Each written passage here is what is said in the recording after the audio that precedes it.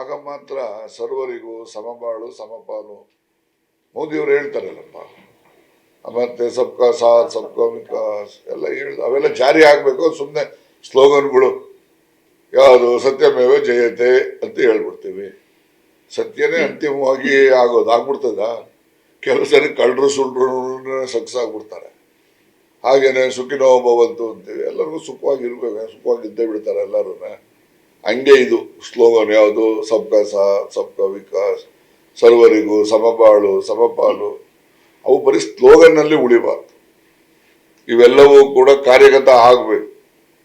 ಯಾವುದು ಈ ಸ್ಲೋಗನ್ಗಳು ನಾವು ಮಾಡ್ಕೊಂಡಿರೋದು ಸಬ್ಕಾ ಸಾಥ್ ಸಬ್ಕಾ ವಿಕಾಸ್ ಇರ್ಬೋದು, ಸಮಬಾಳು ಸಮಪಾಲು ಇರ್ಬೋದು, ಇವೆಲ್ಲ ನಾವು ಮಾಡ್ಕೊಂಡಿರ್ತಕ್ಕಂಥ ಘೋಷವಾಕ್ಯಗಳನ್ನು ಜಾರಿ ಮಾಡಬೇಕು ಅಂತಕ್ಕಂಥ ಒತ್ತಾಯ ನಂದಿದೆ. ಈ ಬಗ್ಗೆ ನಾನು ಕೂಡ ದೆಹಲಿನಲ್ಲಿ ಇದಕ್ಕೆ ಸಹಮತ ಇರ್ತಕ್ಕಂಥ ಕೆಲವು ಯಾರಿದ್ದಾರೆ ಬುದ್ಧಿವಂತರು ಅಂತ ಕರಿತೀವಲ್ಲ, ಅವನ್ನೆಲ್ಲ ಕರೆಸಿ ಸ್ವಲ್ಪ ಜನರಲ್ಲಿ ಇದ್ರ ಬಗ್ಗೆ ಮಾಹಿತಿಗಳನ್ನು ಹಂಚತಕ್ಕಂಥದ್ದಕ್ಕೆ ಪ್ರಯತ್ನ ಮಾಡಬೇಕು ಅಂತೇಳಿ ಇದ್ದೇನೆ.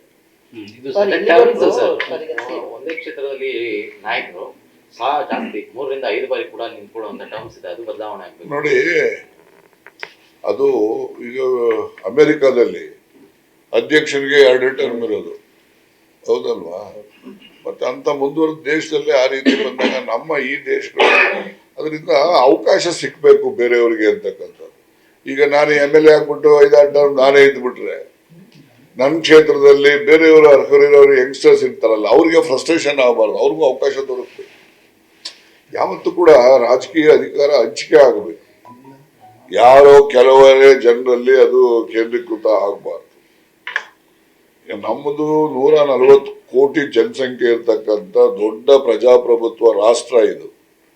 ಇಲ್ಲಿ ಪ್ರಜಾಪ್ರಭುತ್ವ ಹೆಚ್ಚು ಪರಿಣಾಮಕಾರಿಯಾಗಿ ಜನರ ಆಶೋತ್ತರಗಳನ್ನು ಈಡೇರಿಸ್ತಕ್ಕಂಥ ಕೆಲಸ ಆಗಬೇಕು ಅಂದರೆ ಹೊಸ ಯಾವಾಗಲೂ ಕೂಡ ನ್ಯೂ ಬ್ಲಡ್ ಬರ್ತಾ ಇದ್ರೆ ಮಾತ್ರ ಒಂದು ಸಕ್ರಿಯವಾಗಿ ಆ ರೀತಿಯ ಚಿಂತನೆಗಳನ್ನು ಮಾಡಲಿಕ್ಕೆ ಸಾಧ್ಯ ಆಗ್ತದೆ ಅಂತಕ್ಕಂಥದ್ದು.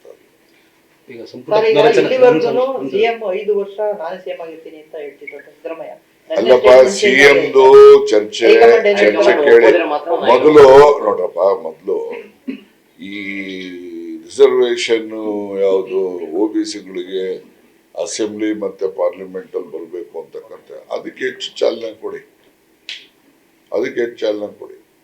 ಇದು ಈಗ ಆಯ್ತು, ಚೀಫ್ ಮಿನಿಸ್ಟರ್ ಬಗ್ಗೆ ಏನೋ ಒಂದು ಸ್ಟೇಟ್ಮೆಂಟ್ ಹೇಳ್ತೆ, ಬರೀ ಅದನ್ನೇ ನೀವು ಬ್ರೇಕಿಂಗ್ ನ್ಯೂಸ್ ಅಂತ ಹಾಕೊಂಡು ಬರೀ ಹೋಗೋದಲ್ಲ. ಜನಪರವಾಗಿರ್ಬೇಕು ನೀವೆಲ್ಲ. ನೀವು ಕೂಡ ಪ್ರಜಾಪ್ರಭುತ್ವದ ಯಶಸ್ವಿಗೆ ನಿಮ್ಮ ಏನಿದೆ 4th ಎಸ್ಟೇಟ್, ನೀವೆಲ್ಲ ನಿಮ್ದು ಒಂದು ಸ್ತಂಭ ಇದ್ರೇನೆ ಅದು ಸರಿಯಾಗಿ ನಿಂತ್ಕೊಳ್ಳೋದು. ಇನ್ನು 3ರಲ್ಲಿ ನಿಲ್ಲಕ್ಕಾಗಲ್ಲ.